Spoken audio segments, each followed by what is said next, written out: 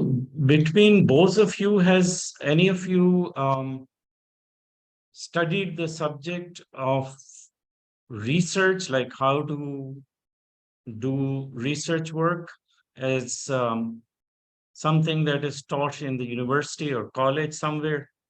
You have any idea, Kristen? Uh, Not really. I've heard about how to do like more of like the statistics side of it, but the organ like how to do proper rigorous number-based research? No, never. I've never done it. How about things like sampling methods, surveys?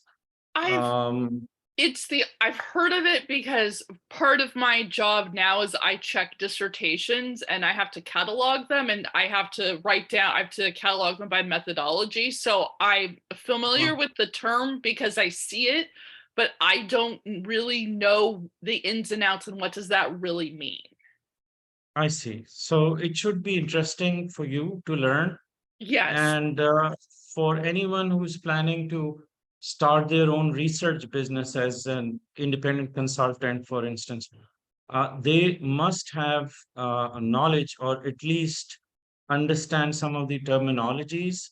Yeah. Few methods are extremely important to learn. The thing about research method or subject that we are going to cover is actually somewhat differentiated with what we've learned with the queries and finding information. We are going a step further and trying to understand how the information needs to be, primarily how it needs to be structured so that it is presented in a format which is recognized industry wide when you're, you know, delivering or you're putting together research reports. Yeah. You have to know, some of the ways in which you're going to express the methods you've applied, Yeah. and that sort of makes you somewhat in line with what is commonly understood industry wide, eh? Yeah. So this is the objective. Okay, because I'm sort of familiar with like what quantitative data is, what qualitative is, but if I have to do it myself, I don't know how do I find a participant. I don't think we're talking that type of research. We're more saying, okay, now that you have it, how do you present it so that way everybody's on the same page? Is that what you're talking about? Yes, exactly. And Okay. obviously, I mean, this is actually the end game of, where you use all that information to make it presentable enough Yeah. that it is, understood, and it Okay. is conforming to some sort of industry standards. Right? Okay. Yeah. So that's where we are going to be heading next. In Awesome. fact, yeah. So this is part of the CIRS course, because obviously we are trying not just to teach the search part, Mhm. but also to make them understand, how to make them understand it is equally important to be able to, uh, use that information in a Yeah. proper way. Because it So we are sounds going like to you're segment our topics into three different areas. Basically, the ones that are mentioned in the book are far too many. But if you start to pick and choose and be more focused on what or how you would be tested in the exam, okay. we have to make that selection to bring those specific areas which are essential knowledge to Uh-huh. be, that's what I'm going to be explaining. Okay. So if you look up the book, you would see that it is quite extensive. That's the reason I'm explaining why we will be more selective in certain essentials or the fundamentals. You can also say conceptual areas. There is a sampling method on how you're going to pick and choose the right sample in Mhm. a, in a given situation from the population. then what are the different data types, or if you are learning some of the you can say the jargon of the trade, you should be able to express it properly and also be able to understand research reports, because these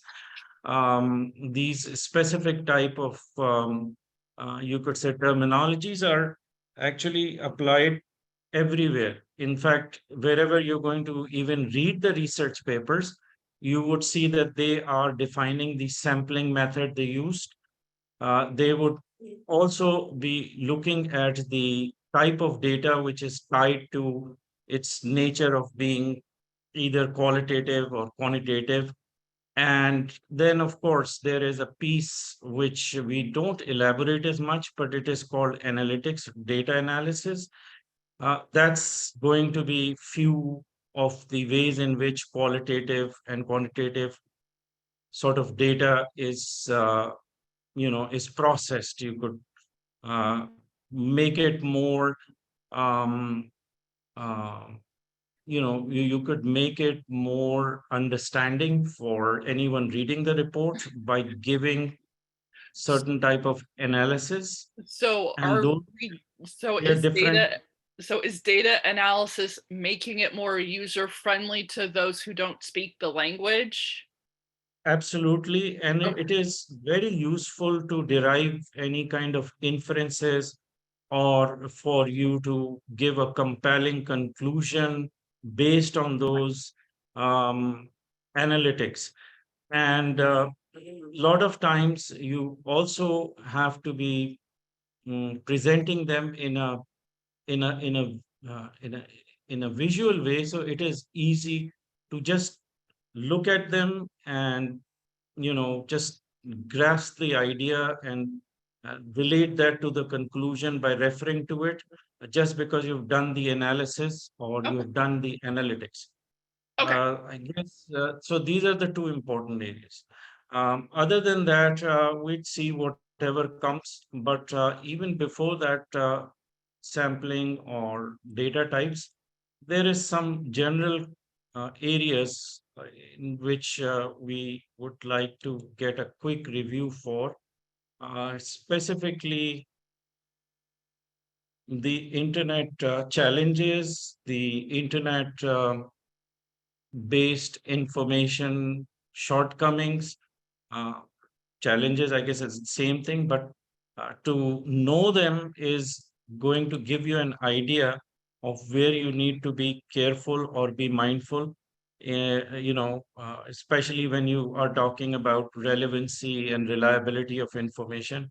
The collection method that you apply would obviously will depend on your own personal judgment and your knowledge of knowing what could be some of the barriers or some of the ways the information can be distorted or can be incomplete, or intentionally, uh, it could even be intentionally misinformed information. So we just have to know them to get that sense of knowledge to basically avoid or to be careful about. Let me just fix my uh, video. Where is it? There it is. Okay, so let's just start with the internet challenges or internet research challenges. There is a lot of information on each of these. I've itemized them as 1 through 27. There could be more, or some of these might require somewhat reading in the book if you don't understand it, because we cannot go through each one of these challenges. These are basically concise way of expressing through the text or the words, uh, that would give you the idea of where it's going to take you or what we are talking about. So we'll just quickly go through the list. We have let me run the slide. So,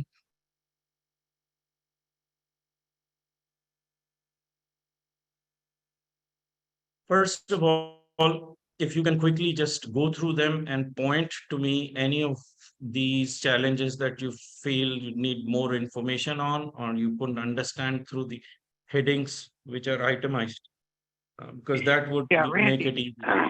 Yeah, Randy, there you Randy. are. Hi there. Hey, hi. Yes, Yeah, Randy. I'm here. Hey.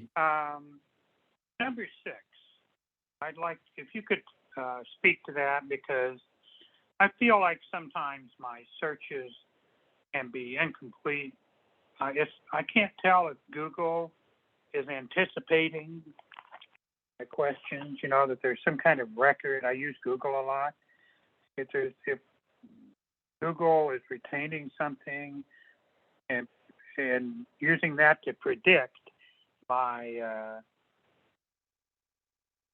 wait a minute. I think your mic is probably not as good, because I can, it's a little choppy, There, your can you? voice. Is that a little bit better? Yes, it is a little bit better. Yes, please Well, continue. yeah, I speak to number 6 because I think sometimes when I try to do a new search or try a new angle, I wonder if Google is interfering with me. But maybe that's just me. I'm not writing a good enough query. Yeah. So as an instance, you could just give me an example if it's something that you can mention. If not, I can give you pretty much like a general idea. Well, why don't you give me a general idea? I think that would. Okay, so Yeah. from the predictive perspective, we will have to retrack it back to when we were doing intent translation and context, with how the um, history of your search, or while you're typing something, it is sort of giving its own mind to your search by adding context, which we call implied context. That implied context itself is algorithmic process which is not controlled by what you are writing or what you're putting in the address box. It's This is the reason why we like to use operators to nudge or steer it to in the right direction.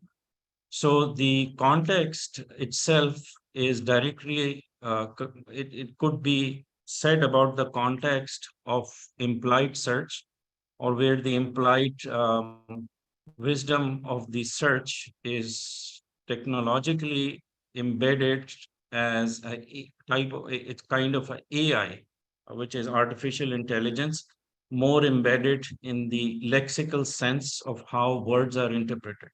So when we are running anything that is definitive or has got a very fixed or well-directed query, which is mentioning for example, the domain name, which is got a link that you're clicking on, something that you are expressing as a, it is called expressed context. An expressed context is what you would like the search to interpret verbatim as you have laid it in the query. We are only talking about the search terms, nothing to do with operators right now. So when you're doing that, sort of you're expressing it in a very definitive way. It is called navigational query, and the search engine can pick that as a cue or give it a sense, which translate it or makes it a navigational query. So it is somewhat, you could say, somewhat predictive, because now the search knows that you know where you want to go. Now take an example of another type of query, um, exploring something. You are moving from one search to another, which is related to a topic which is similar, same, or something for which you have inquired earlier, or you did your the short term memory or the short term history of the browser. is going to dictate that and also be part of that assistive technology. And therefore, it is going to return the results somewhat different from when it picked up the sense or it sniffed it as a navigational versus the exploratory query.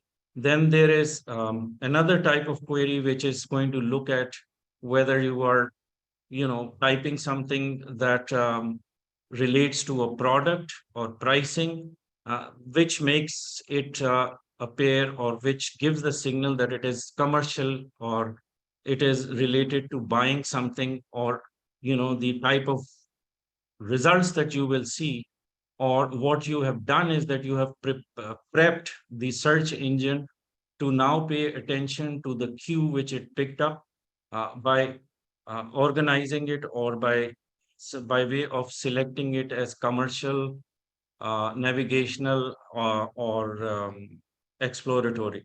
So once it has done that, it has prepared the search engine to bring the information back to you, which may have a pattern of its own, or it has its own uniqueness to where it picked up the signal, so it matches, or it somewhat had a predictive nature attached to it, that translated it, or they gave a signal to the search to bring the kind of snippets which are which are going to be different. Okay, it's going to be different results.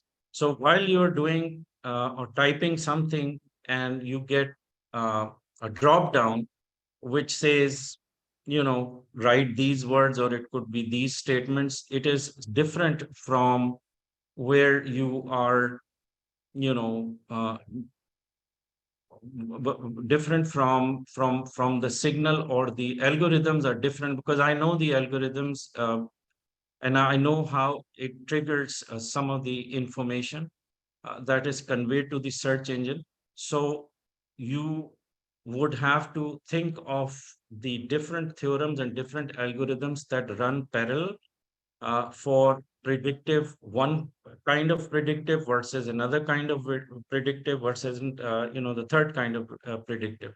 So all of these different signals conveyed to the search engine together are responsible for bringing you the search results. But mainly, like I said, identifying the type of query.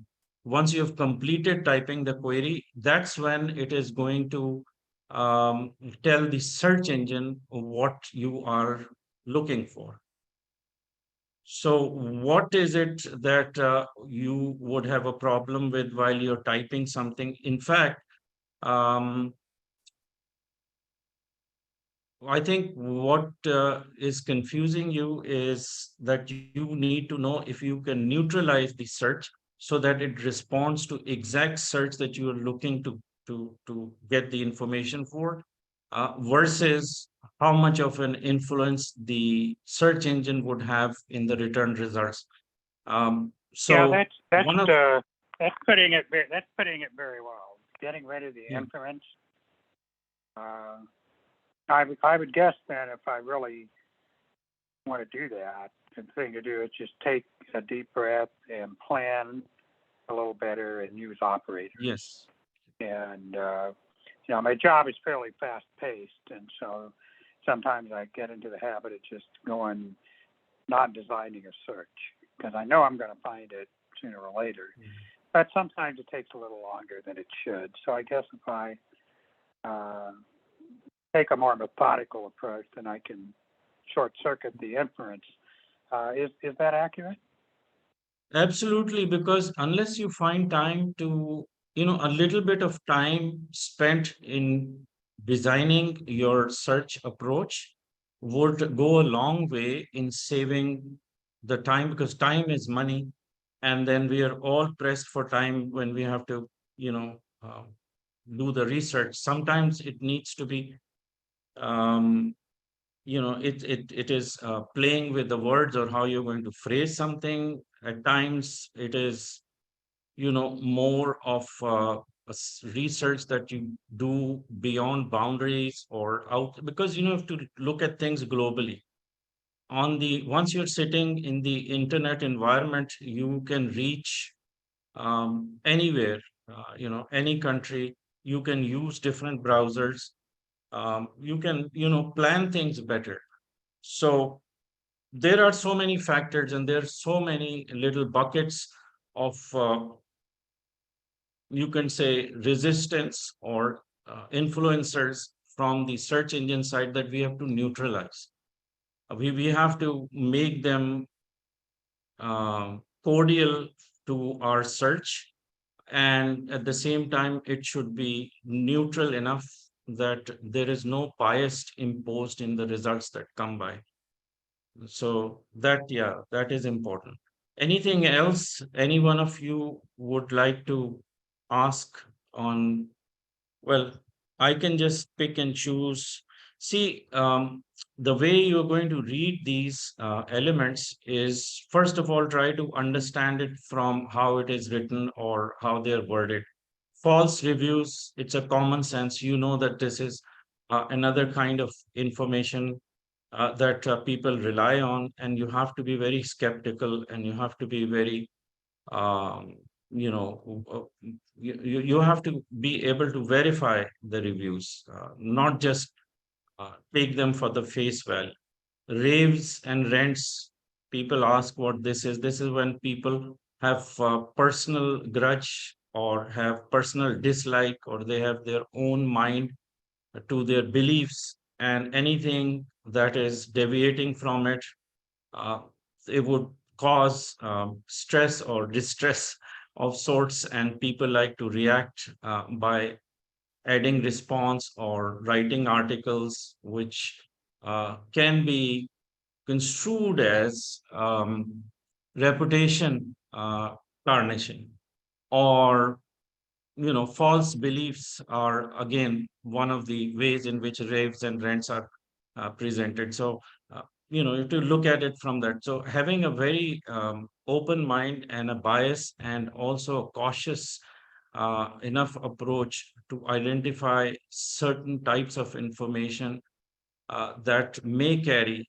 a view which may be untrue, or which would require further investigations. That's what is laid in things like false surveys. You have to be able to, use a little bit of critical thinking and an open mind to question whether that company or whoever is doing the surveys are those very, are those established companies, are they reputable, the sources and all that. Then there is things like, how the information moves, the rapid internet speed, especially in Twitter accounts. You see that once the information is let out and it is circulated, and it goes, beyond anybody's control to bring it back.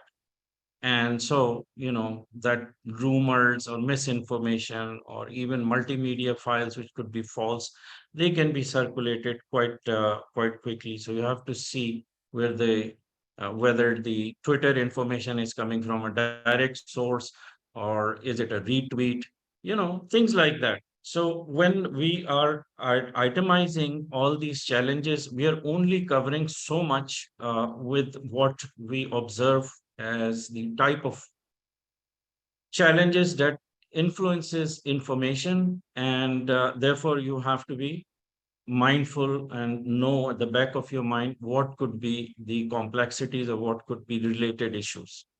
That's why we have itemized them.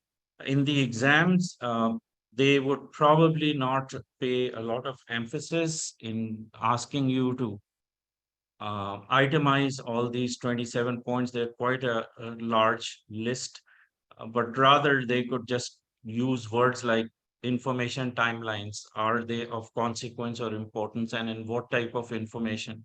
Time is of time is of most importance. If it is an evolving story, right now in Turkey, figures are coming about casualties and buildings that are, with the earthquake. So that is evolving and that is rapidly moving situations on the ground. So timelines might be important, especially for journalists that are writing something about, on the ground situations, or they're reporting something. Multicultural and language barriers will always be there. So you have to see where certain type of information um, uh, is actually, is what do you call it? Mm, um, like in Saudi Arabia, KSA, that's called Kingdom of Saudi Arabia.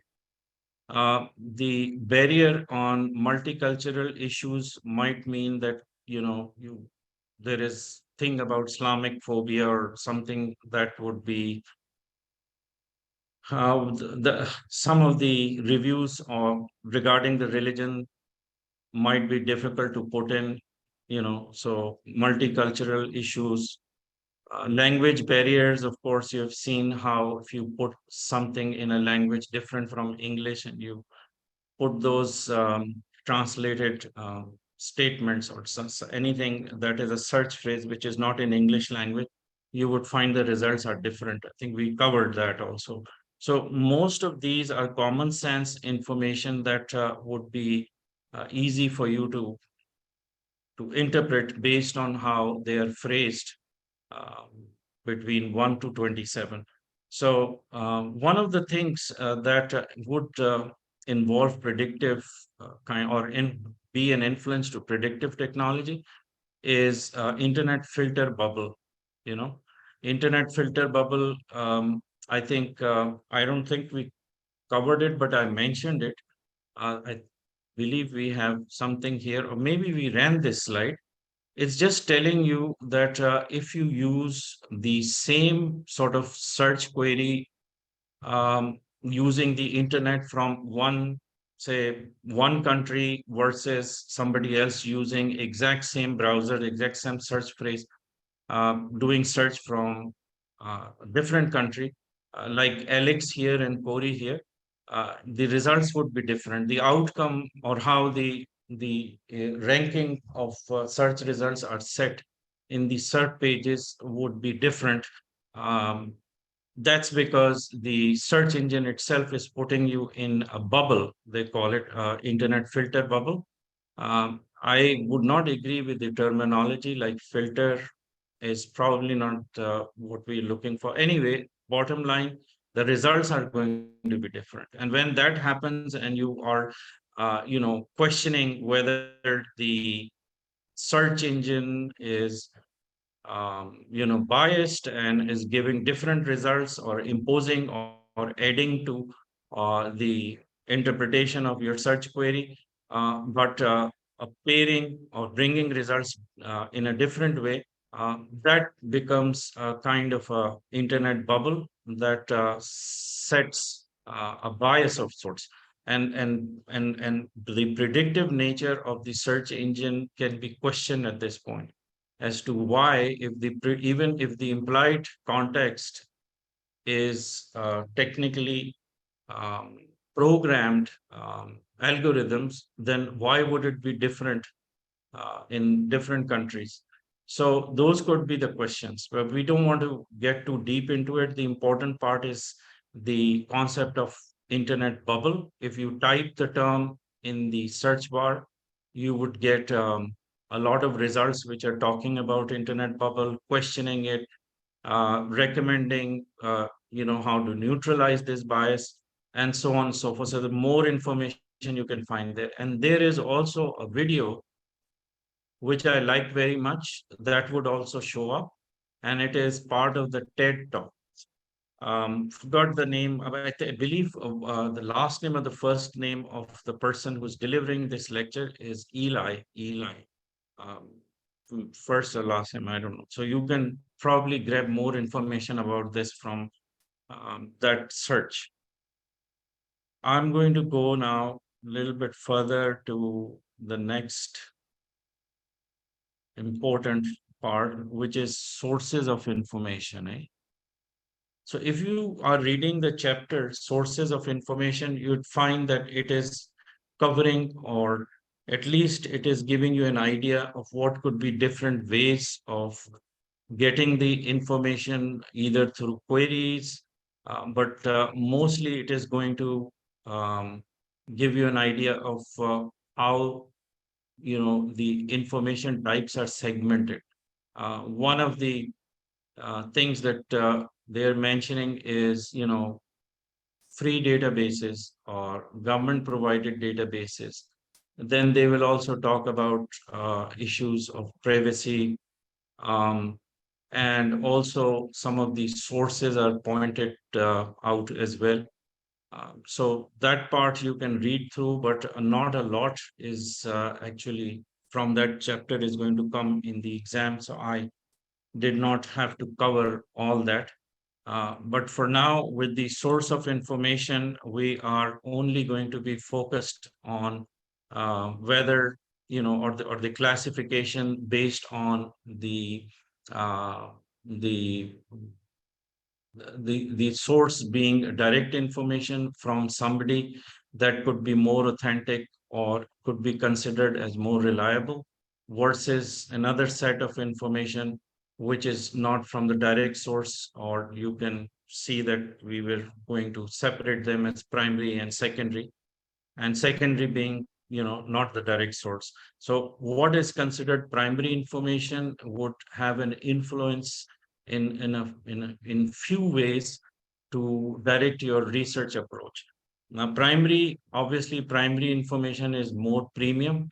It is more difficult to get sometimes, because it's not easily available. You have to make that extra effort to reach out to the source. Then there is a question of the ways in which the primary information is collected. For instance, surveys, which are direct surveys that involve human subject that you have interacted with, something to do with virtual focus groups where the information is directly communicated or exchanged and therefore gathered as a primary source. That could be another example. And of course, whatever is laid out here. The reason primary source is going to play a large part, again, in continuation with what I was saying before. It has a way of um, uh, convincing your client or anyone who is a user of your information to have that trust, to have that reassurance that anything that is coming as primary source uh, is um, uh, mm, is something that they can rely on or the client can rely on. Then there is a way in which the primary source can be used in analytics as a reference, or anything that deviates from the primary source or anything that you can use as a reference to can be an important aspect of how the primary information can be associated with relative information or information gathered around it. Also, in the sense of how the primary data is collected, it could be differentiated as quantitative or qualitative data. Certain data, which we'll be talking about as qualitative and quantitative, the primary source when we are looking at the quantitative data coming from a primary source, and it is easy to interpret or easy to work with because it is quantified in numbers. It has slightly more value than qualitative. Qualitative data is something which translates anyone's sentiments, personal observations, anything that is not easy to quantify, but you could use approximation or use some sort of way of interpreting it, uh, making sure that you don't use your personal bias or you're not influenced or have a preconceived um, idea about a problem or a subject. That's when you are going to be able to use the primary source in a qualitative way, and so on and so it goes. So there is these differentiation between primary and secondary source that eventually trickle down. And when you look at the different ways in which this could be influencer versus the secondary source of information, you would find that all these threads, as I mentioned, the qualitative, the quantitative, analytics, everything sort of streams in or works through these channels, which eventually will be affected in analytics or uh, the secondary information. For instance, likewise with what I've explained about primary, secondary information is somewhat and I know some of you may not agree to it, like books, for instance. If it is a true story, how true is it? If it is a scientific book or something that requires more of citations, there is bibliographic you know section that would point to the different sources of info, uh, and then the knowledge of the author about the subject. There's so many elements to it, so it could be something that you may consider or may not consider as primary source. But let's say for now, generally we would like to classify information from the books to be considered a secondary source because it's not directly obtained. Then you've got government publications, you've got reports like research reports, newspapers, even newspapers could be secondary. Secondary are these distinctions between primary and secondary uh, sources is strictly applied in research work. It is very strict in terms of where the researcher has to prove the source as being more reliable or less reliable, or could be a secondary account of information. So we definitely would be able to contest it depending on where it's collected from, if it's verifiable enough. Um, Multimedia, for instance, a video clip, this could be either secondary or primary source. Some of the ways in which the deep fakes or some softwares are able to influence or alter the video clips may not make it as authentic, or it could be a secondary source. Anyway, primary and secondary source is something that you have to have a concept for without questioning it or without contesting it as for its origin of primary or secondary. Just be focused on learning about what is defined as primary and secondary by in the book, because it is going to be a question that will come in the exam for sure. And the way these questions are set, you would see that it looks like it's a multiple choice, and it would say, here is a list of information resources, but can you match it to be, with the given Dropbox right next to it that would classify it as primary or secondary. So you'll have to make your choices. And when you see the book, you would just put books as being a secondary resource and don't put it as a primary resource. We've had students who did make their choices, and then later, they questions that they were not happy with how it is being classified, and they were sending us emails. Anyway, but whatever is in the book, that's what we are going to be focused on, and you have to use common sense there.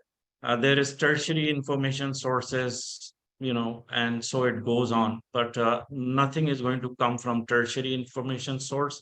We are more focused on primary and secondary sources right now. Even what is considered tertiary is now organized, or it is now separated as a secondary resource. So I wouldn't worry about the term. It is hardly used these days. So only two types, primary and secondary. Just the time. Okay. So I'm going to start with forms and type of internet information in about 10 to 15 minutes. After we get done with this, the chapter that we will try to cover is going to talk about, and something that I take a lot more interested in is internet information reliability and the type of informations, because we have to differentiate between the type. When you are given scope of your research, as an example, they're going to give you a set of info, or the type of the research problem that is identified may not be as elaborate, or it may be the kind of scope that would ask you, or that would require for you to gather different types of information based on their source, as well as the need of or the problem of your research.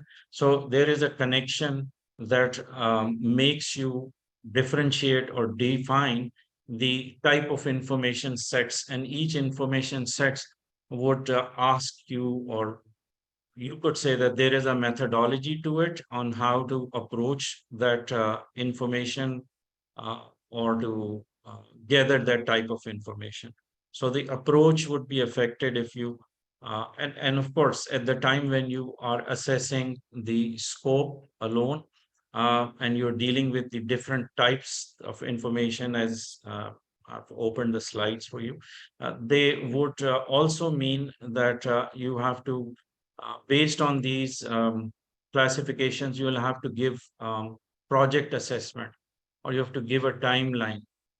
At the same time, the cost is directly affected based on what would be the different classifications of. Okay, everyone, I'm ready to start.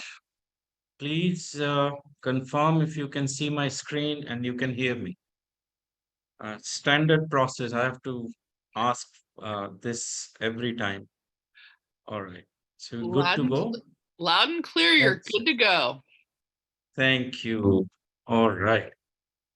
Changed my mind about starting with some of the slides that we just mentioned. I thought it's best that I give you an idea of how some of the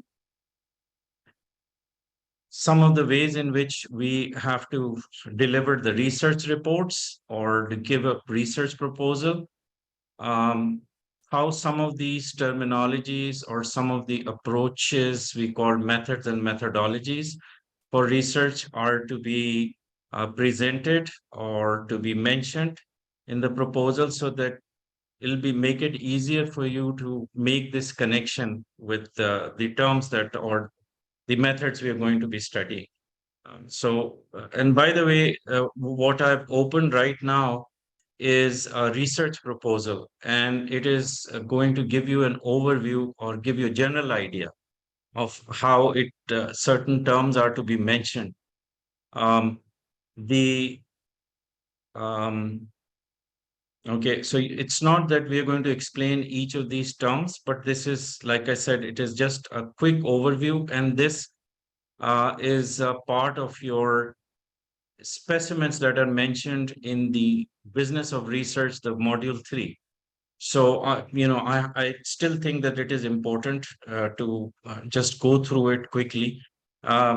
Looking at the table of content, you could see that we have organized our proposal with the headings of each of these individual sections, we could call.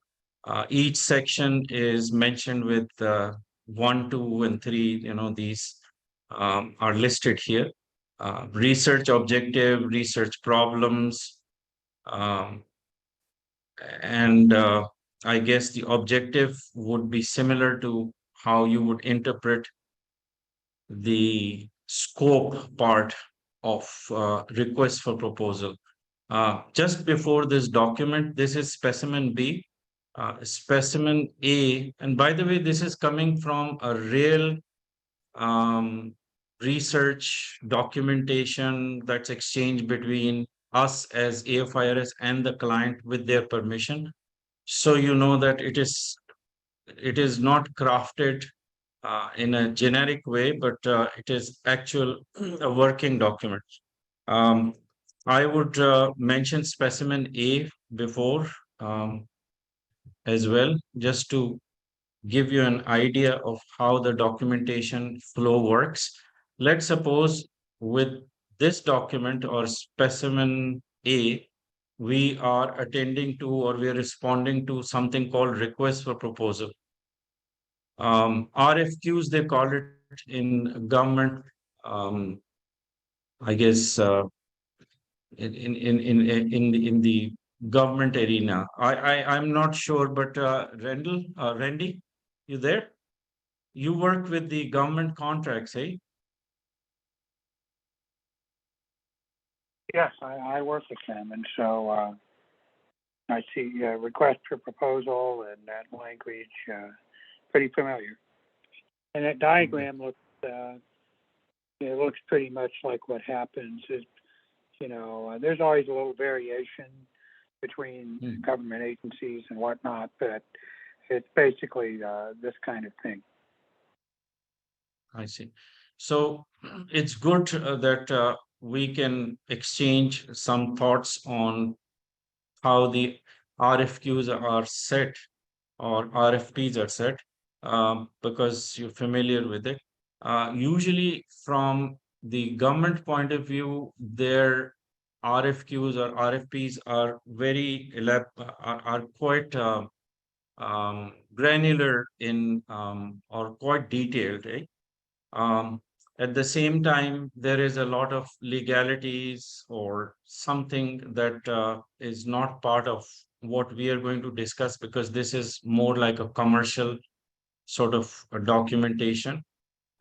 So not typically RFQ that we deal with. Even I've dealt with them, um, and I see that the RFQs and RFPs are slightly different. So let's look at what usually is included, or the bare minimum inclusion of RFP type of document. One of the things that they mention in this is the scope of research work, or the type of research you're supposed to do. So with what is mentioned here in the scope, it says perform online research work and collect business intelligence for product research, best price determination, evaluate product competition, and you can read through it.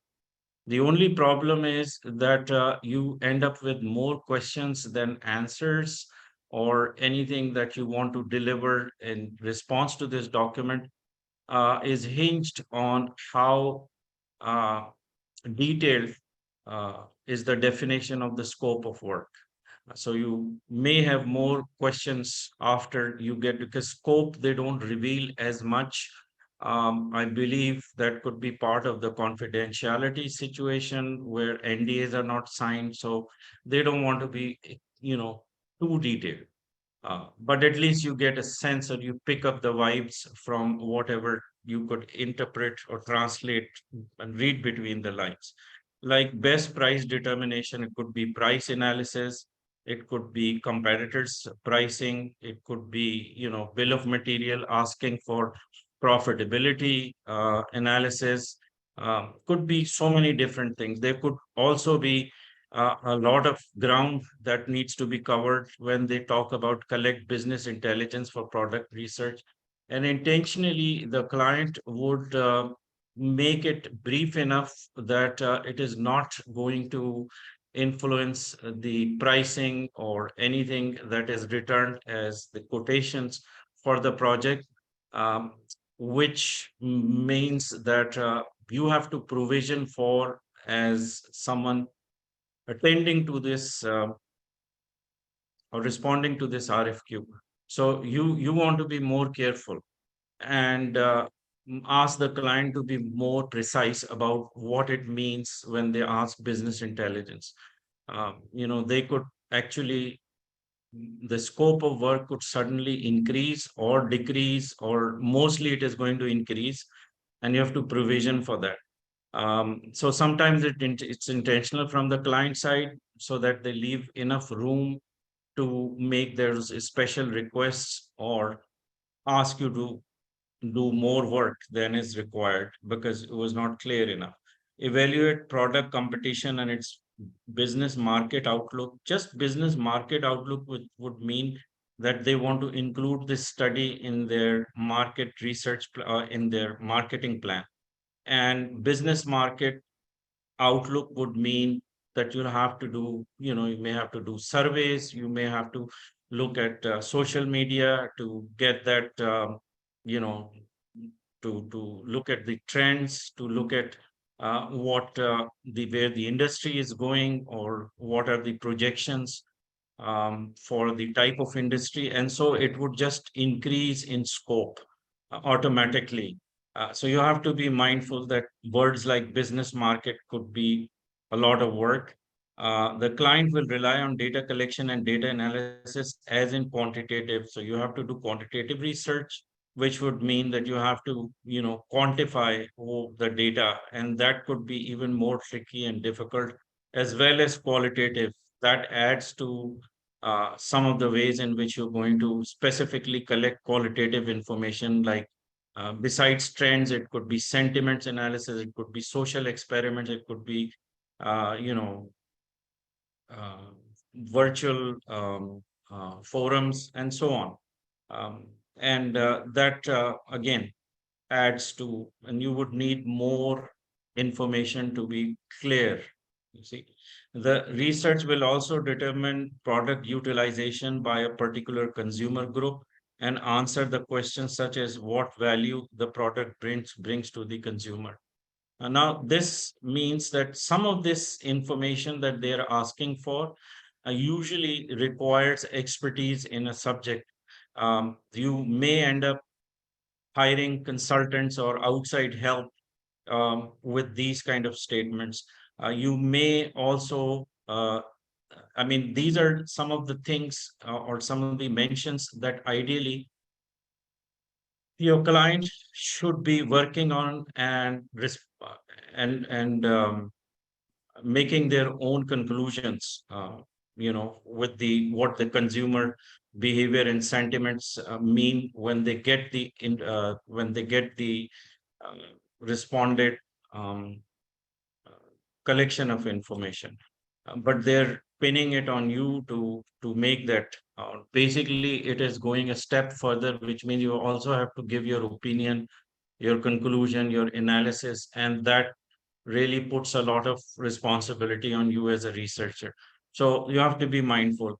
Tasks where they're going to open up slightly, that's how the proposal starts, a request for proposals, that is, to start with more generic or general idea of what they need, and then they, in the next few paras, they're going to open up a little bit more.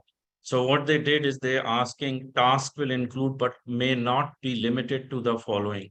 Now, the word may not be limited is something that you don't really want to be included, and you may not want to give in a lot of room uh, for the client to make or deviate from the main scope, and may not be limited is a problem. Anyway, what the client wants is SWOT analysis, product analysis, production of creative material, including online surveys, sorry. So you have to craft survey in itself is a very complex area, and there is an expertise of sorts required in building survey questions. There and it is not only time consuming, but it needs to be vetted thoroughly, and the objective has to remain intact all the time with the questions, and there are legalities that you want to avoid, or in certain times to conform to those legalities to obtain information through online surveys.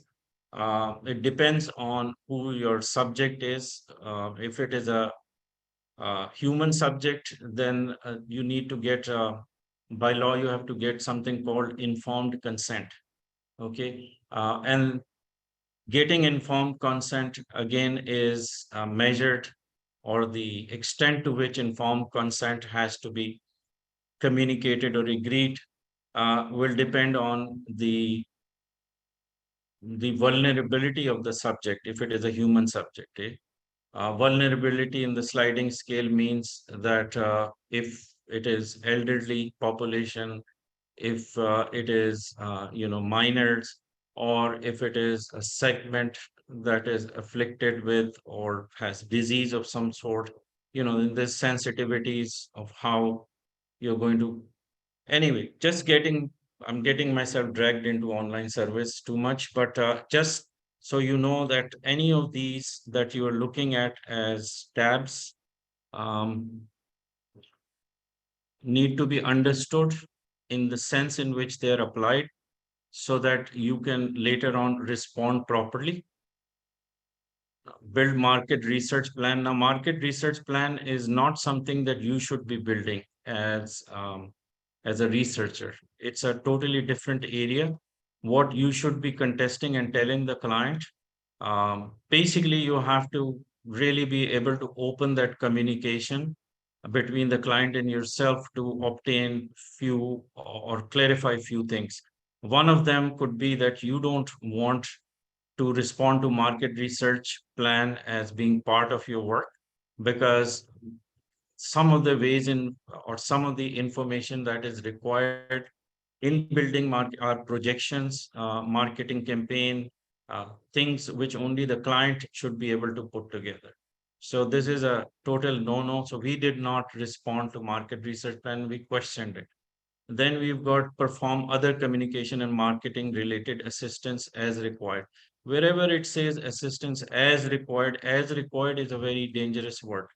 So anyway, that's just to give you an idea of uh, the first document that will come your way, which is a request for proposal.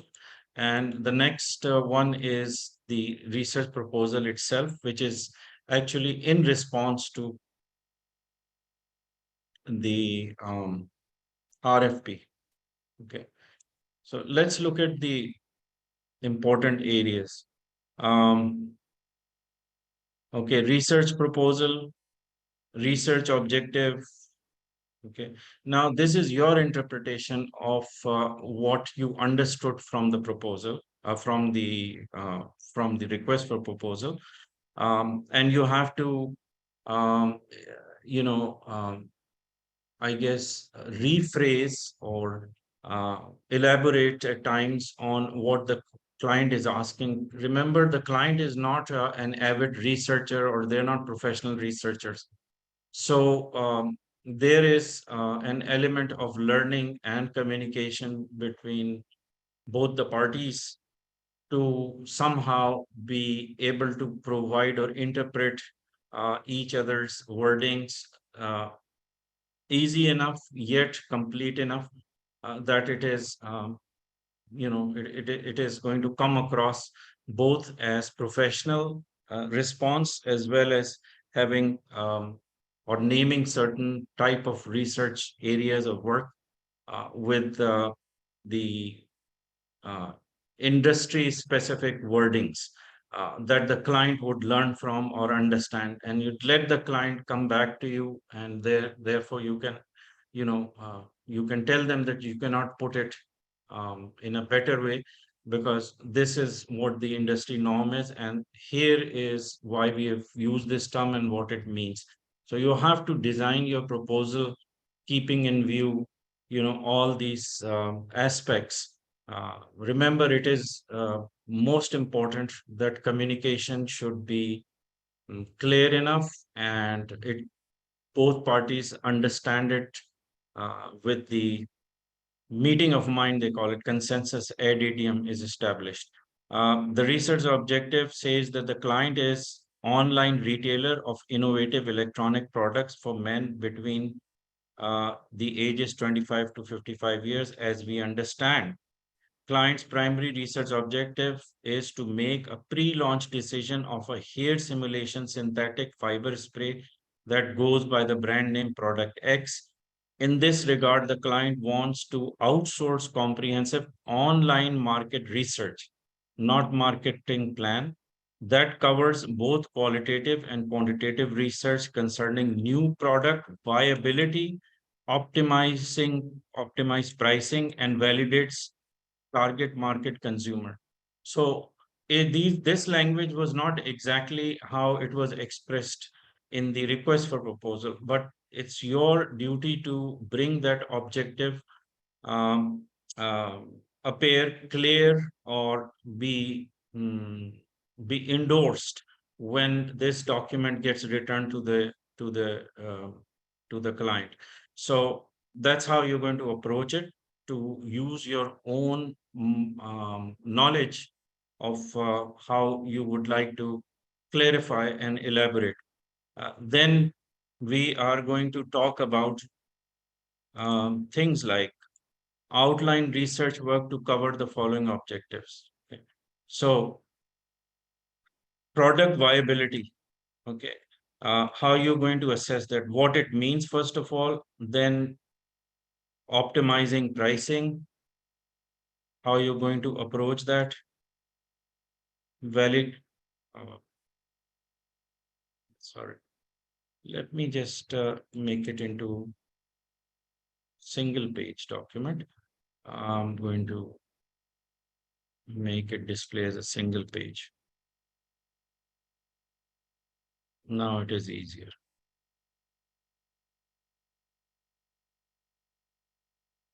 And remember, as much as you can, try to use the wordings that the client has put in its document initially in RFP. That's just to, bridge that any gaps, as well as to be on the same page for both parties. Now, I'm more interested in identifying research scope. How we are interpreting it, you could see that we have laid out in points 1.1, 1.2, 1.3, as much as we can from the actual document of RFP. The wordings were collect business intelligence for product research, best price determination, evaluate product. So, you basically, just reiterating exactly how they have phrased it. Task will include all of these. Fine. So you're not going to make the client panicky by starting with things which they're not familiar with. So start with that slowly. You will come to a better understanding as you elaborate further with how you're going to approach this research. So research methods would include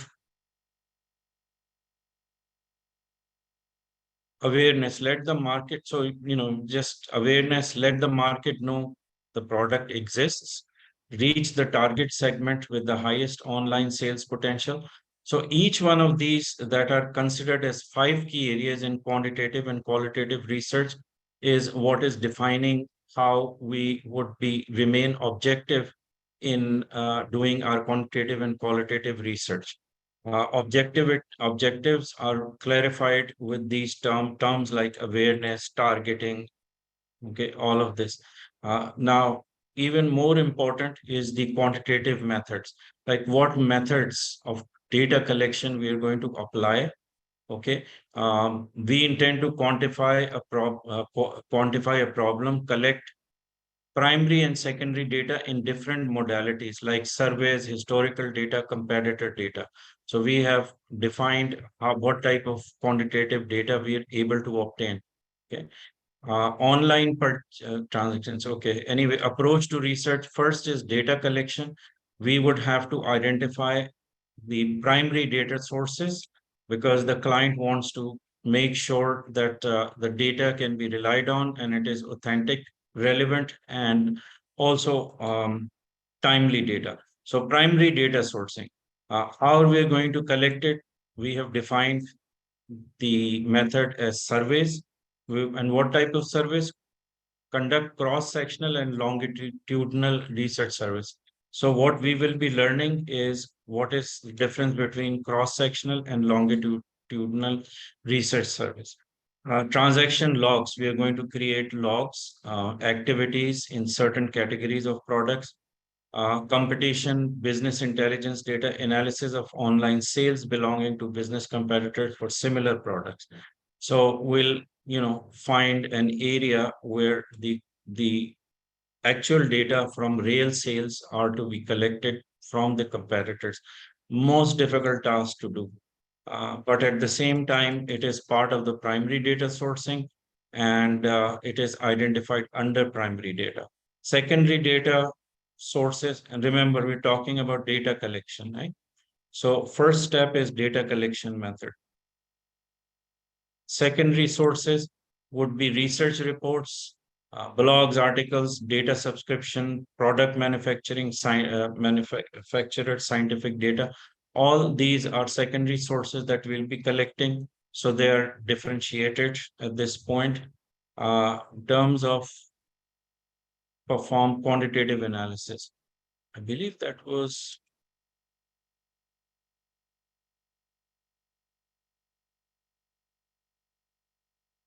Yeah.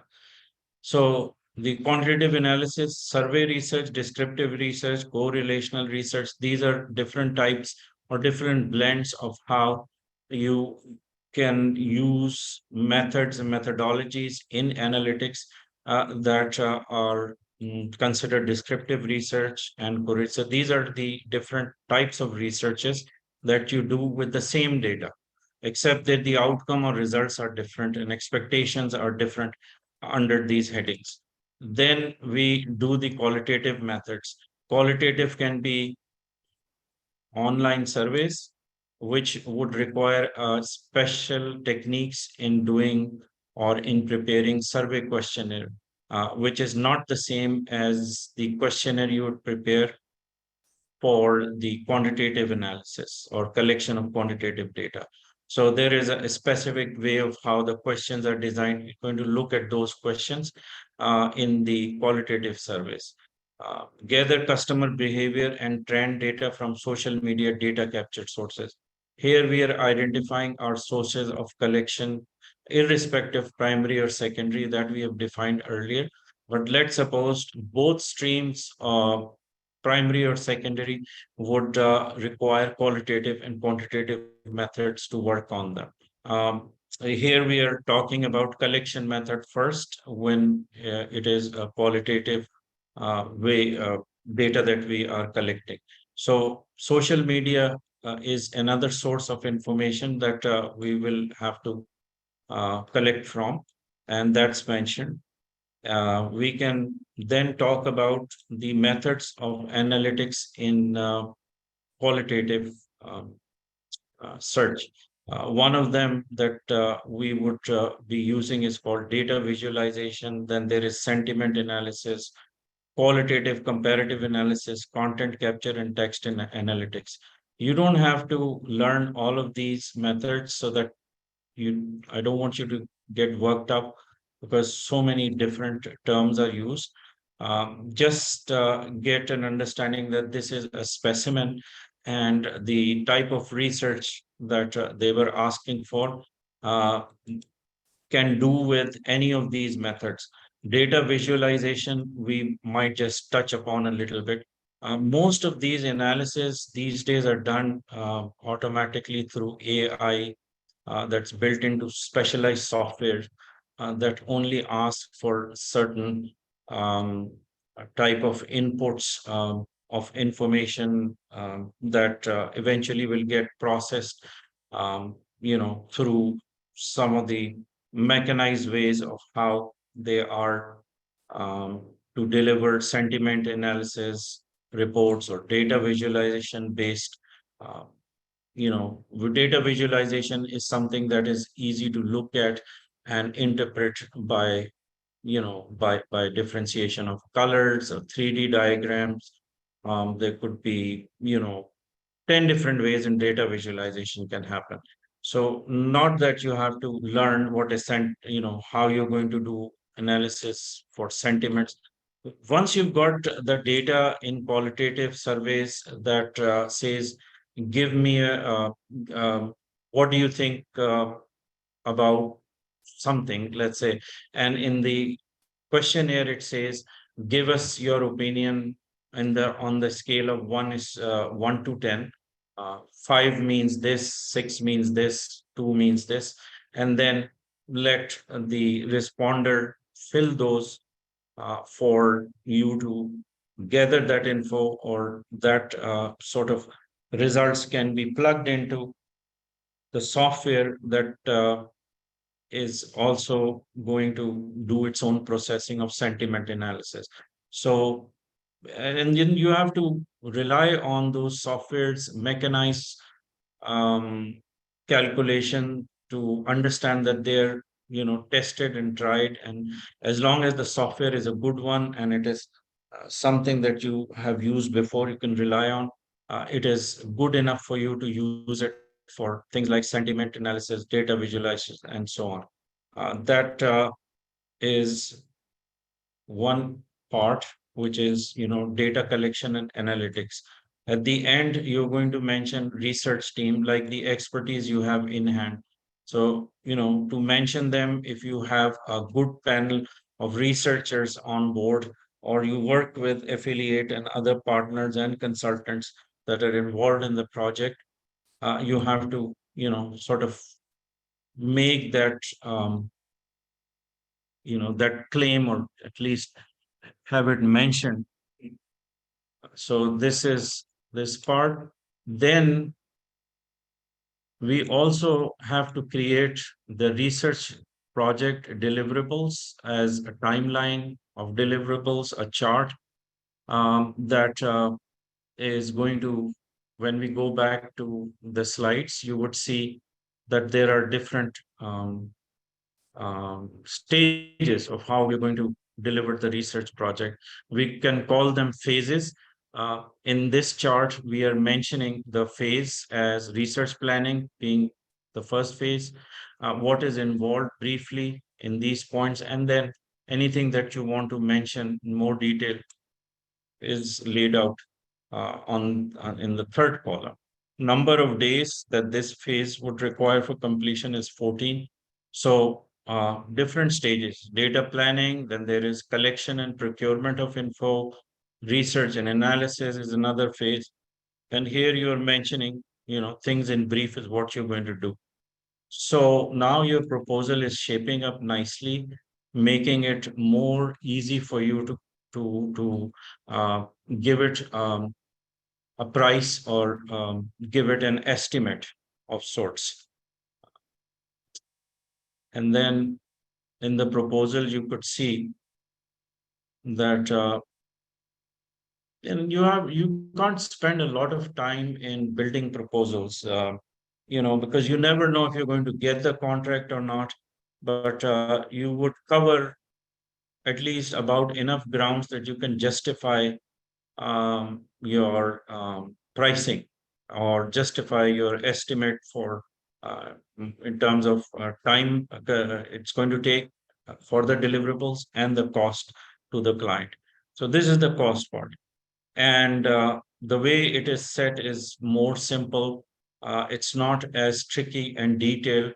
There is another area of determining price for the project, or the bare minimum cost of human resource applied on hourly basis, which is another calculation that we are going to cover in module 3. And as you know, right now we've actually jumped onto module 3, this part, just to uh, to be able to connect it with what we are about to learn in the traditional research methods. So there would be this costing of the project, and then there is a disclaimer. It's usually is a good idea to have a sort of an NDA included if you don't get one from the client, because you see, client would be more reluctant to open up with more information that you need unless you have some sort of NDA signed, or you are, if you're new um, um, to the to the client, it would mean that they would not be as open. So here is a little statement while you're sending the response to the proposal. You can put a few lines and sign it, so it covers a little bit of, or gives a little bit of reassurance for the client to give you slightly more information. So that's pretty much it. That But you understand that we need these. We need understanding of data collection methods. We need to identify what primary data is. We need to learn about the different types of research, different types of surveys. We also need to know what kind of analytics we can do if the data is quantitative versus qualitative, um, and so on. Anyway, that's going to take us back to the slides that we left with. Um, and I'm just going to have to minimize it and come back to the slides.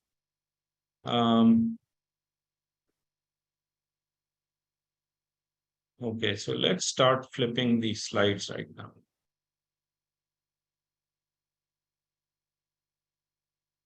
We still have enough time, we can finish it.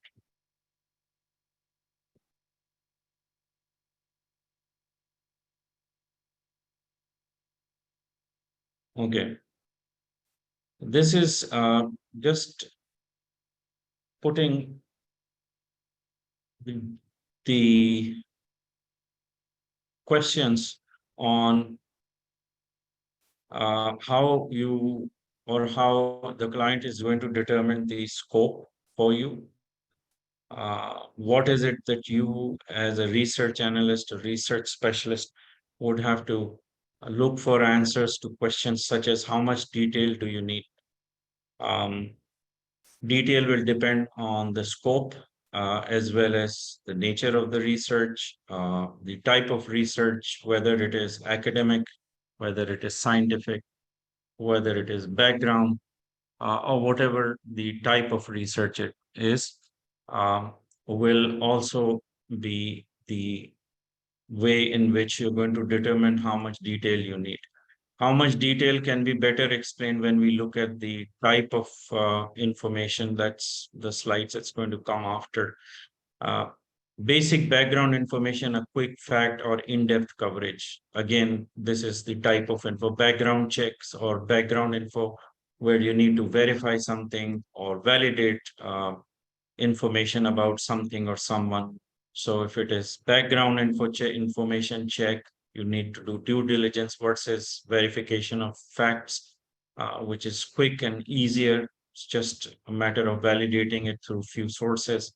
Or if it is in depth, uh, again, once you are clear about the scope and the nature of the issue for research, you need to work with, you should be able to connect it with the way in which or the depth of the info that is required. Are you searching for scholarly or popular publications of both? This would require a different approach.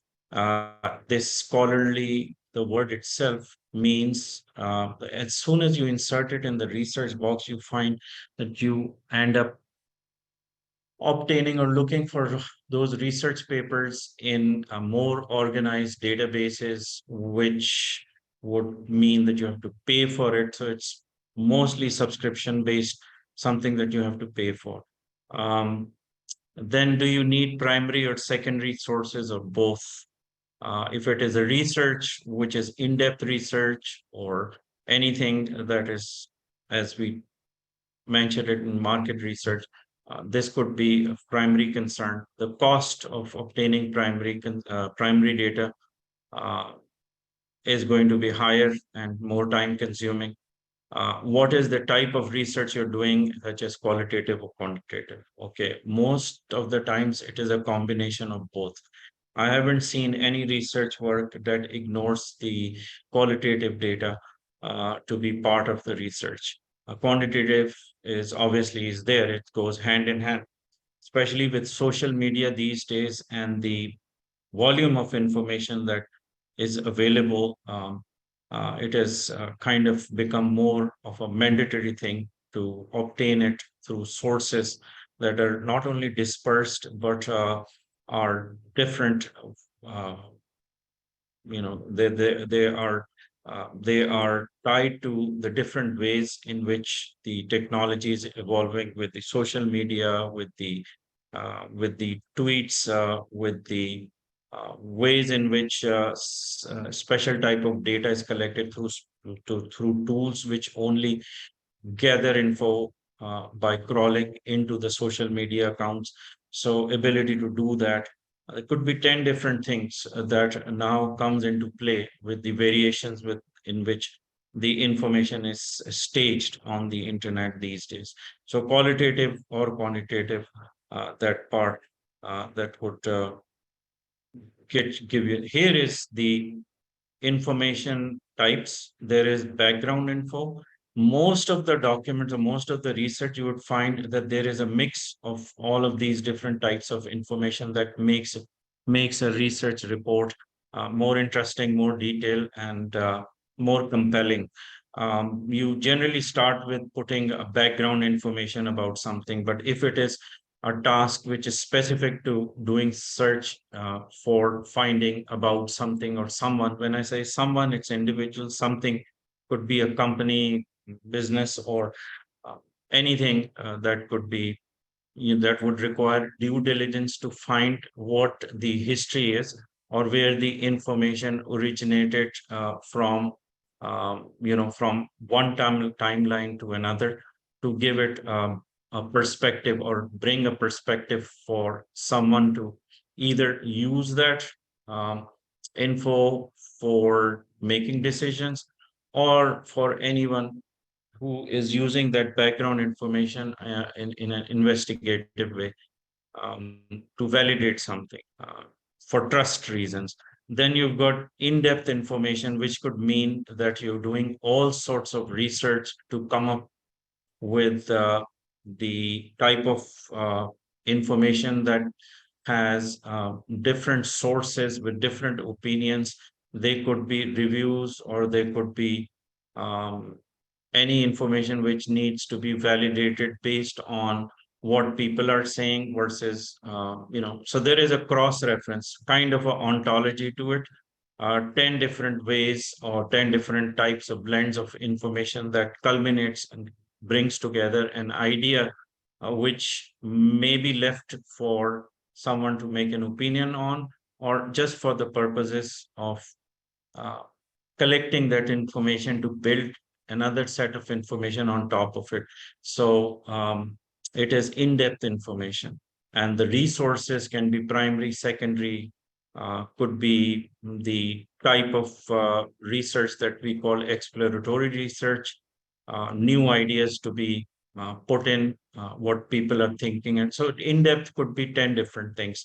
And then we have quick facts reviews, which means to validate certain data. It could be as simple as validating email addresses, where you have sales lead to validate those, or it could be as elaborate as facts, scientific facts that needs to be verified for the quantitative data collected, or anything that can be validated by third party as an opinion of quick facts. So it can go in more details.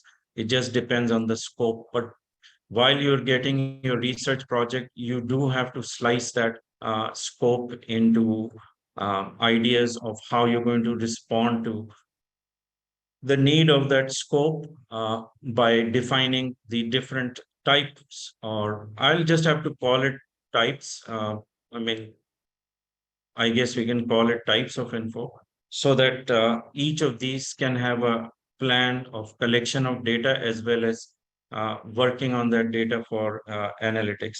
So each segment will have a different approach. Um, in real-time information, we can create information traps, we call it, for the continuous information that needs to be not only collected, but it has to have a source that would change, would be a dynamic source that keeps changing, like the stock exchange, for instance, like an event on the ground of any sort, or the news on a certain subject or a matter that is in the court right now, and uh, somebody is changing that information continuously. So you need to use a little bit of technology in this case. You have to ensure that the feed of that information Sometimes we call those RSS feed, or that is the origin of it, but now more sophisticated tools are being used to collect that specific information from a specific source that would react on your site when something changes on the other side. It is changed in real time sense, or date and time stamp in the sense of how the date and time is going to influence the information or impact the research. You have to create those information traps for real-time information. Information discovery is another area.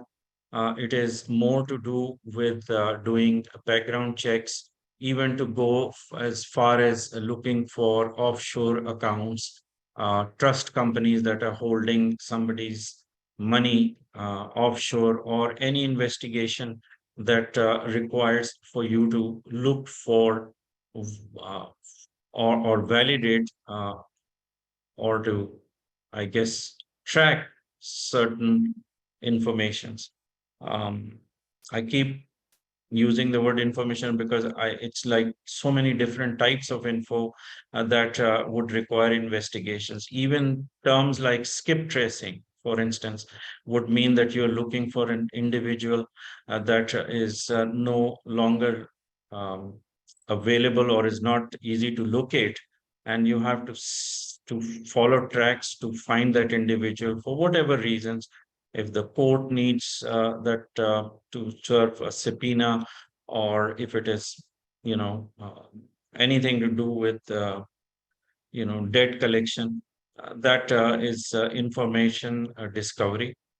Knowledge discovery is something that is already there as information, which could be a base information or some area of a topic that already exist or have enough of the content available, yet you need to add to it or use that information as the basis, so that you can, bring more of discoverable or newer information, or something which relates to that main topic, which would actually add to that info or that piece of information to make it or change it into a new knowledge.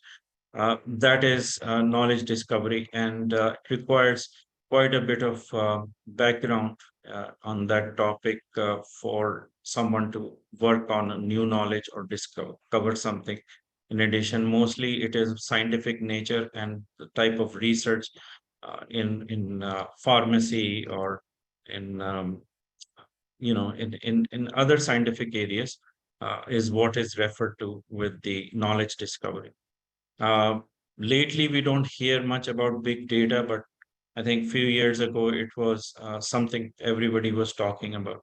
So, big data, in the sense in which we have used here, is not exactly meaning like it's a lot of I guess information that's spread across the internet, or any bit of information relating to any subject or any individual or any business that has a reference or has a mention of that, could be far too much information to put together.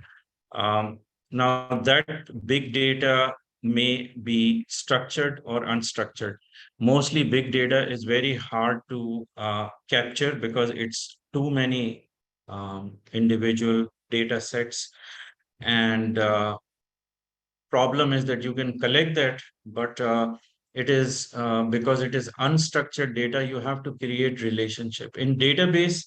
Any kind of database, even in textual database, there has to be a reference or a cross reference or a cross connection to make a relationship, or everything is relative to one another for data sets to give a meaning or be able to change it into a real information.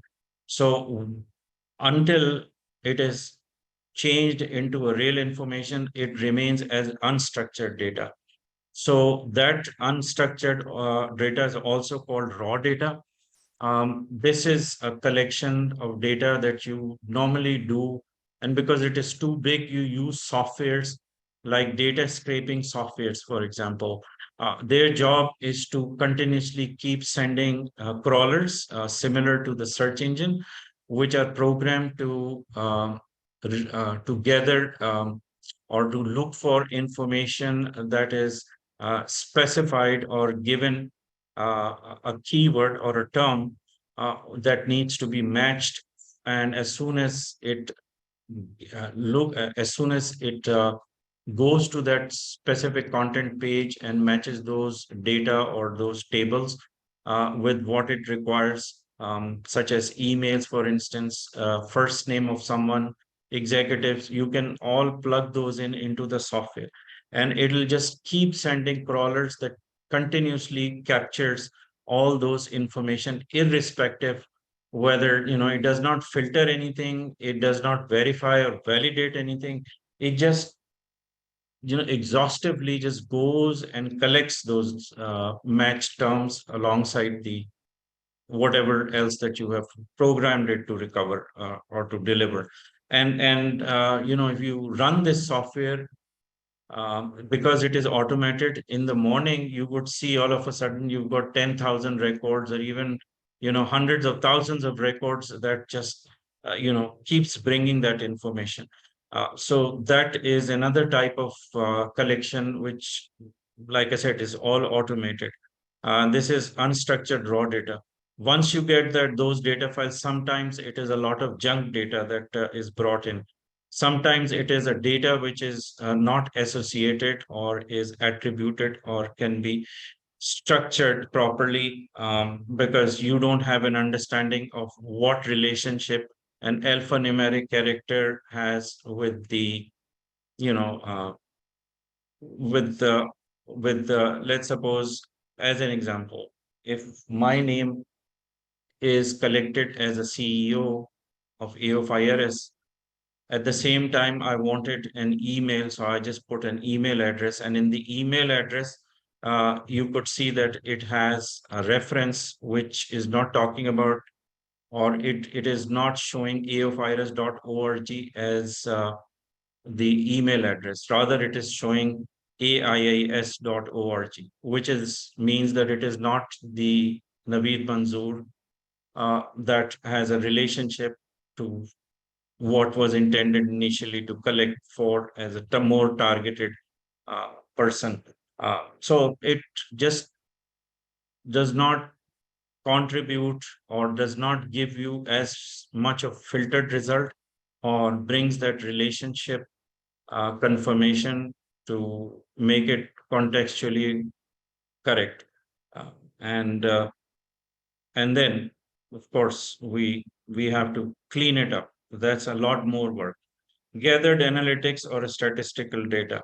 One of the challenges is that what part of the collection method, or what part of the collection or nature of the information or the source of the data would bring the type of information which may be contact, which could be just plain English or could be just information, and there would be no um, collection of exact um, numbers or alphanumerics, whatever is involved. If it is not delivering that, then you definitely have to do proactive or well-designed surveys and collect it through different ways of obtaining it on a virtual platform. There is virtual groups or communities, which means that it is primary information you're going to collect. It would also involve a lot of qualitative data. So these are virtual groups. Um, News, blogs, articles, all of these are secondary data sources. So the type of information or the sources of information together would make it appear as if we can separate each of these different sets of info, um, as having a plan of its own, or would require a plan of its own to be able to gather or to strategize the methods. And if we can understand all 10, we know that we'd be able to give some sort of, you could say, we can be mm, we can evaluate the extent of work, or we can give it a cost of collection. Okay, then we have reliability. I mean, there is another book that I have on online investigative research that talks about verification of information, and it is more designed for um, checking facts and evaluating the evaluating the authenticity of that info through, especially with the fake news and fake videos and so on. All that is covered in, and a lot more than what you're seeing right now in that book. It's should be in your Dropbox. So if you want to learn a little bit more, being more interested on, in the investigative side of authentication, you can refer to that. Right now, we're just looking at 7 basic elements: author verification, author.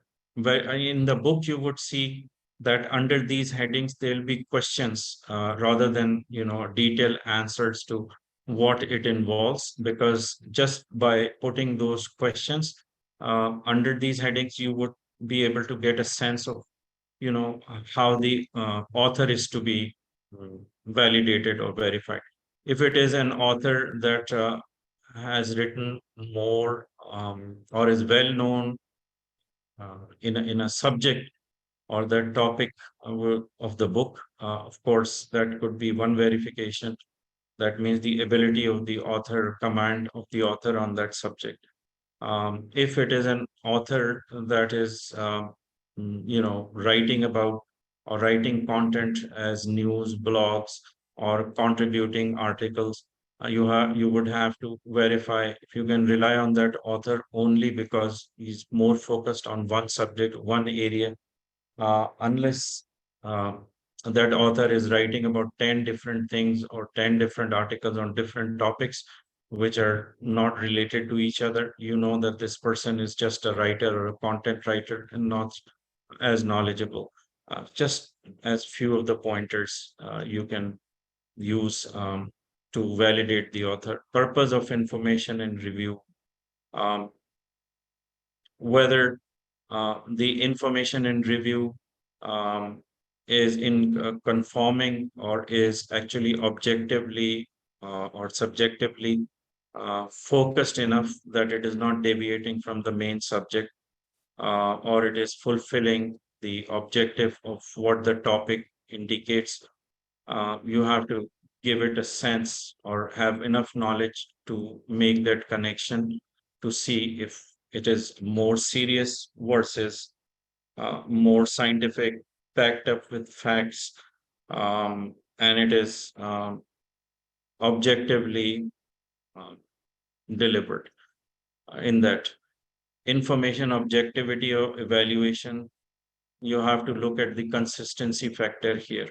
If the writer is consistent in that idea, or it is not grabbing things from different sources that may have separate ideas or separate ways of expressing something that may dissociate the flow or the object, or would not be objective enough to follow that subject consistently um, with the same idea.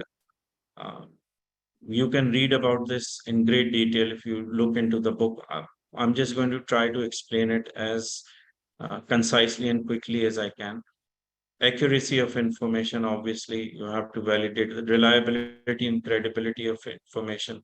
Reliable and credible would mean that it is accurate. So indirectly, if it is reliable and credible, it is accurate. Reliable means the source, credible means endorsement, currency of time, meaning that it is not a stale information, something on a subject that is more dynamic and evolves quite a bit. So any latest information should be there and not an old one. Verification of references, this is what links me. Anything that can be cross-referenced, there's citation there. Planning areas, project scope. Scope assessment is most important. Obviously, you will have to discover it by learning through communication with the client to get a better assessment of what needs more, what requires more information to be able to, this is the first stop for anyone to do research, scope assessment. So you definitely want to make sure that it is elaborate. If anything that needs to be quantified should be there, any matter on the subject which requires a special areas of research or specific problem needs to be addressed, that should be included in the scope of project scope assessment. But if you look into the book, again, I keep referring to the book because these are only bullet points. Thing is that there is so much of a detail in there that if I go through it, it's going to take more time. But I think it is at least you should know what the format is going to be like. If you look into the book, you would see that there'll be, again, questions. Did you verify this, verify this, verify this? Those questions would give you the idea of what is to be assessed. So in the planning type or in the area where we are talking about the planning phase, project scope is one thing. Information sourcing, like you have to identify the source, primary or secondary, where you're going to collect it from, the method of collection and the type of data. So quantitative, qualitative, how you're going to collect it, whether you're going to do it online or it's going to be offline, whether it is virtual groups, community related, social media is the source, whether it is surveys or, all the methods of collection of data. Those methods is what we are going to be tackling in the next two lectures, or the one that's going to follow. I think that's where we're going to do this methods of data collection. Sampling techniques, or how do you come up with a sample from a population?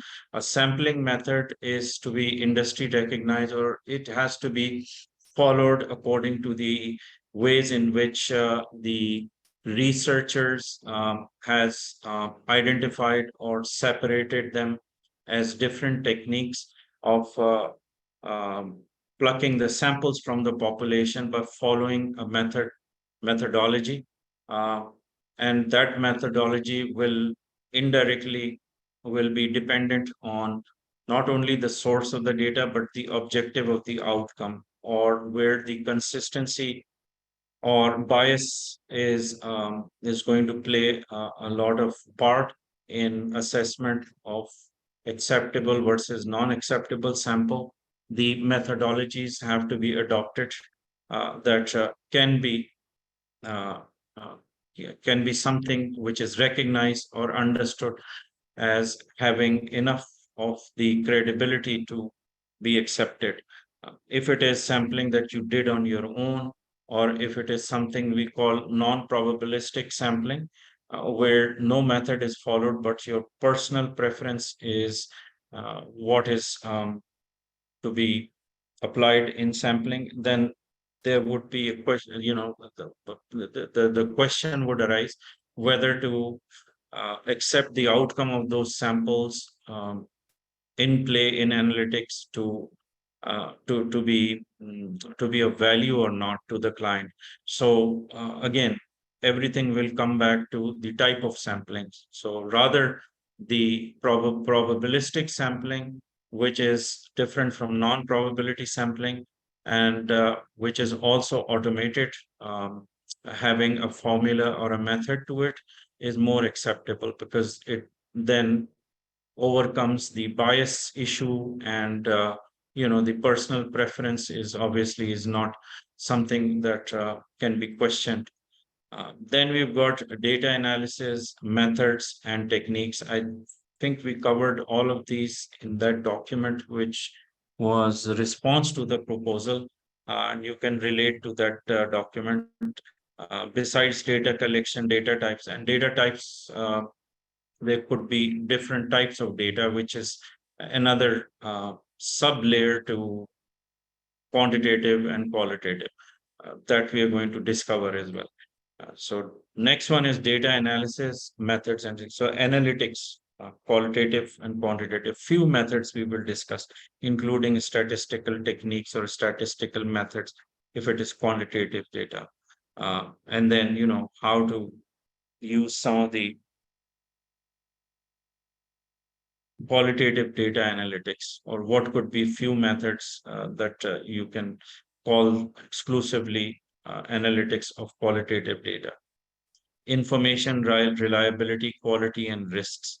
We have not used the word risks yet, but risks is something which can be, can be a science in itself, could be as elaborate as that. So risk mitigation or risk reduction would be something that we can talk about later. But for now, let's look at information reliability and quality.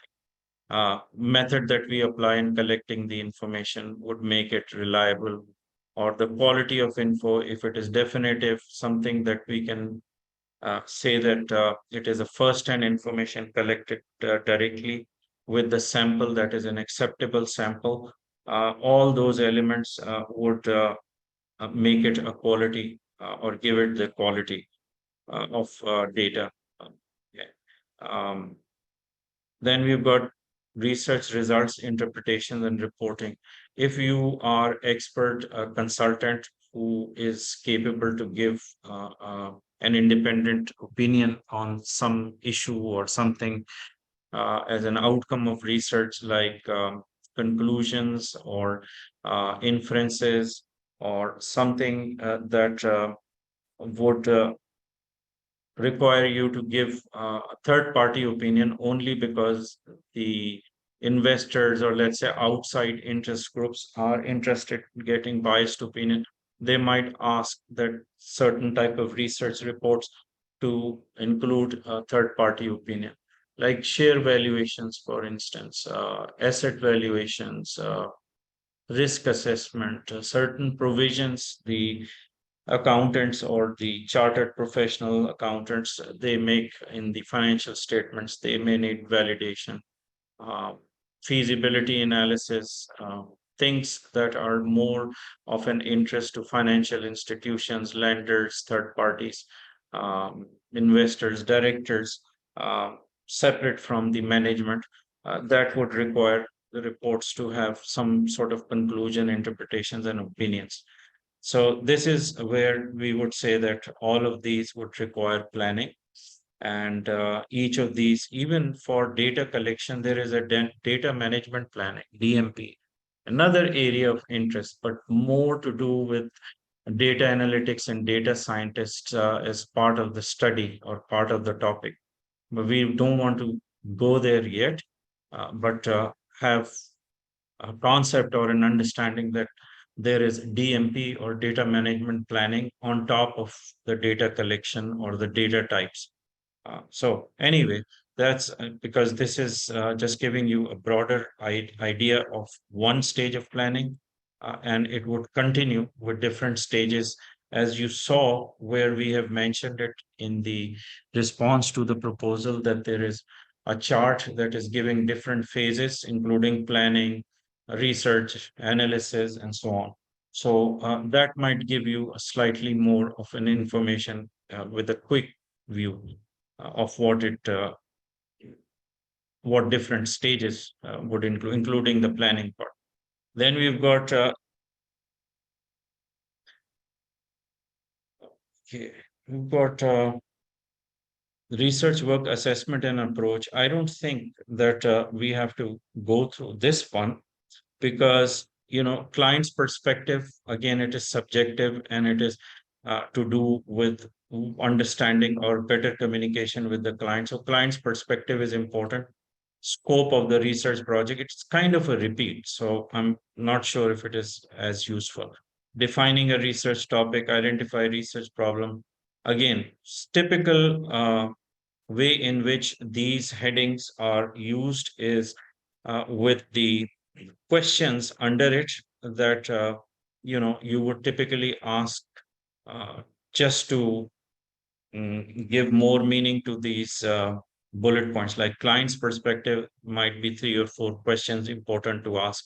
Scoping the research, again, few questions. Defining as ask these questions. So this is more sort of more detailed through questions rather than just understanding the heading of it. So if you'd like, you can check it in the book. It's on page 403 to 392. Some of these pages are mentioned particularly on some of the slides. Even the previous one, I think, or was it? I didn't mention it, but you could see that there is a page number here too. You see, so you can check with this.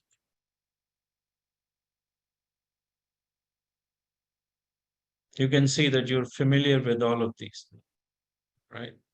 Identify research problem. A problem is a problem. Research problem could mean a case or a scenario or a situation which demands more research to solve, um, uh, an issue that could have or could be related to any sort of topic, except that it has to be more realistic, a true problem.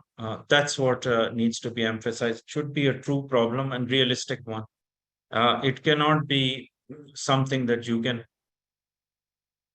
it cannot be a fantasy. It has to be realistic on the ground situation. So you have to look at that. Identify the primary audience. Depending this statement, primary audience would mean whether your audience is a research company, because you can be a subcontractor. So there the expectation would be a lot higher for the research to be more authentic, targeted, as well as following the methods of research according to the industry standard. So that is more strict, higher bar to the type of research. Then you've got academic research. So your professors might be looking at, if you're a researcher, your peers or somebody who is vetting your work, looking at it more carefully as a piece of work that is more innovative, new knowledge that you're going to bring. That might be more stringent, would require stringent or authentic data and better way of, um, you know, I guess research reports would be more complex, okay, in the simplest terms. If it is market research, it's going to be typical. It's ABC, depending. No two research are the same. That's one thing that I can tell you. There's always something which is different, or the requirement is different depending on the targeted market. Some people are about to launch a product. So the type of audience that you're looking at is an entrepreneur looking, finding the viability of introducing a new product. So that could be one audience who has a very specific need for launching a new product. Uh, and another person would probably be looking at research or investigation or due diligence, which requires background background information, in-depth information, quick facts checks, and so on. So depending on the audience, you would have to look at the approach and plan it accordingly. Identify information types and sources. We did that. Information needs of research project. Information needs is basically dependent on scope of research and exactly the type of analytics or analysis, charts and reports that can stage or can bring better ways of organizing that information for quick review and quick understanding to make management decision. So the formatting and all that would mean that the information has to be, depending on the type of information you're going to use, different ways of expressing it or presenting it. Information delivery medium, whether it is hard copies, it needs to be electronic medium, e-files. um, you just have to figure it out. If it is information delivery medium is print, then it would take a long time for that material to be published or to be printed, because it needs to be vetted a lot more. It needs to be proofread. It needs to have more editing to it, as well as it would be something that cannot be changed or cannot be going around as if it is the documents that if something changes, you won't be able to include that in the print format. So you have to assess that, to make sure that whatever gets printed is done one time thing, and so it is not subjected to reprints. Electronic, you can change it, and then in the print format you have to have at the end, mm, the bibliography. You have to organize it properly. You have to have a proper index so that people can, because it's not electronic, and all of that has to be put together. Anyway, that's not as important when you're talking about work assessment, but that's just to give you an indication that if it needs to be printed, it would take a longer time to or go between the parties for uh, getting finalized. Scoping the research project, I'm just going quickly as fast as I can. Fortunately, there is so much material, and in 2 hours to catch up with the volume of info, sometimes it's difficult, and it is too much of information, even for you to accommodate that or to absorb. It's a lot of information. Uh, but remember, you always have these PDF PowerPoints in your Dropbox. And I keep saying that is because I don't know to what extent you can retain this. And You certainly would want to refer to those PDFs when you're preparing for your exam. One more thing I would be able to do is that I'll introduce you to some of the questions or the platform that you know could be accessed for exams or for Q&A. That platform is a third-party platform we are using.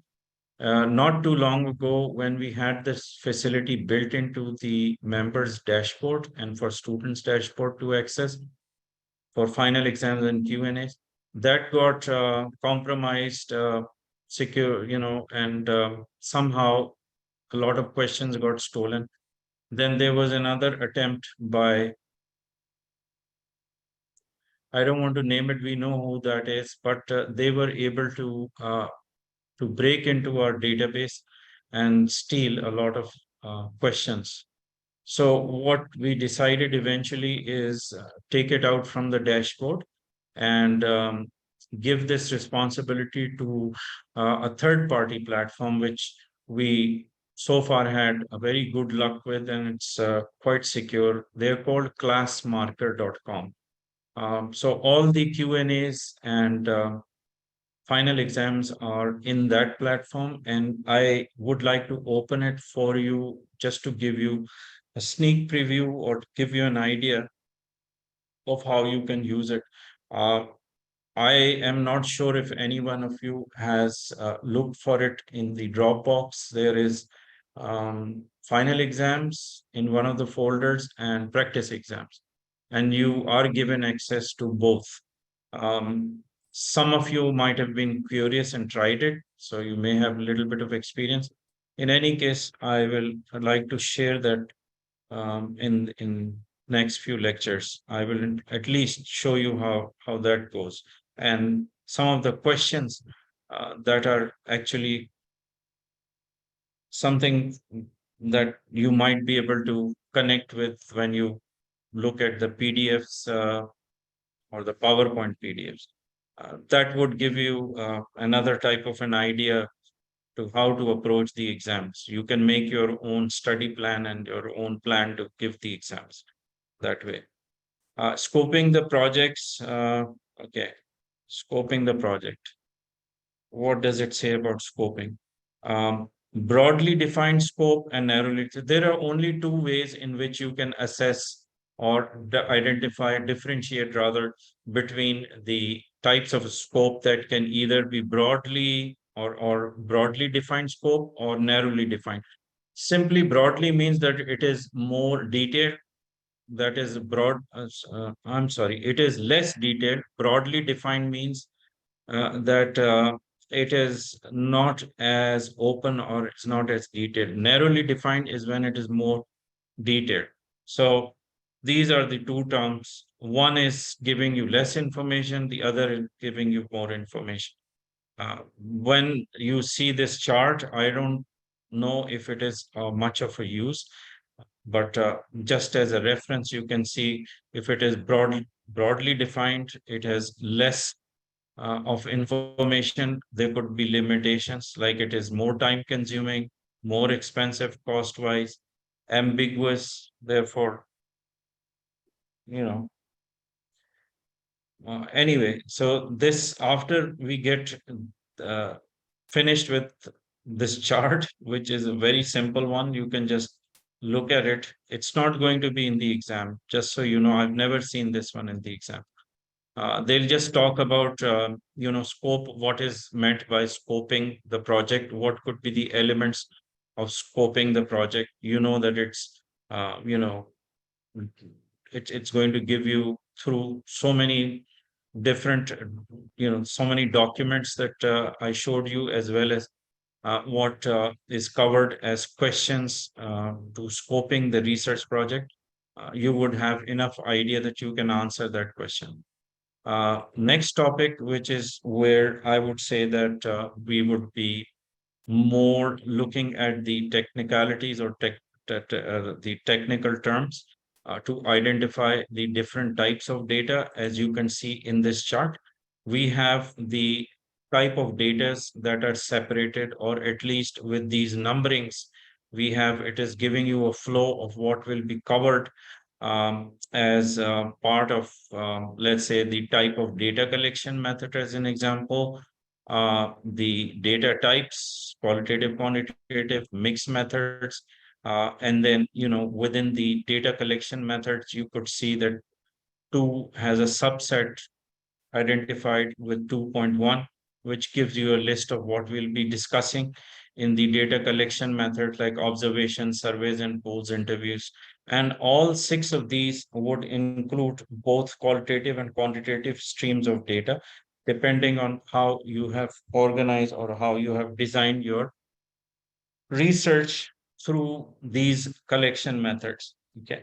So we'll be running this. We will be running the type of quantitative data and data analysis. The type of data analysis, both qualitative and quantitative, will be mentioned, uh, and so on. Anyway, so this is going to be a subject or an area that would be quite I guess engaging is the word. I would expect some questions from you while we are explaining. There might be few things that would require for you to, or you may not have the concept clear enough. You can obviously ask to repeat something. So, because these are many of them that we have to cover, so I'll be going quite fast on it on this. Maybe you can have a little notepad or a notebook that you can write a question or put something that says, you need me to give answers for some any of these that are being explained. So we can get to it later. Now, this would require more than 2 hours for me to deliver this lecture. We might take 2 breaks, and we would I would have to spend another 30 minutes extra, however way it works between breaks or with the breaks. 30 minutes additional is what I'm requesting. If you're not able to make it and it becomes too long of a lecture, you can rely on the recordings and review them later. So if you have any questions, I can answer on whatever we discussed so far. I'm ready for it. And if not, so far all good. You think between Liz and Christine and Randy, everything good so far? Yes, Or- but this is a lot of details to digest. Yeah. That's what I it's- think too. Even for me, it's a lot of info to talk about. It just spins my head also. Anyway, at least we got over with it, and I'm scaring you with 2.5 hours of lecture. Okay, never mind. We'll stay on course. Whatever is the remnants or leftovers, we will see at the end of finishing everything or before the last class is scheduled. We'll figure out if we need another class. All right. So enough. 2 hours is a lot of lecture hours for me, and even for you to, like you said, digest so much of information. So let's try to make it even easier. All right, I'll see you next time, day after. I don't want you to get scared and not show up, so not to scare you anymore. All right, I'll see you day after, which is Friday, next lecture. Okay. See you then. Thank you so much. Bye. Thank you. Bye. Thanks. Bye bye. Bye bye.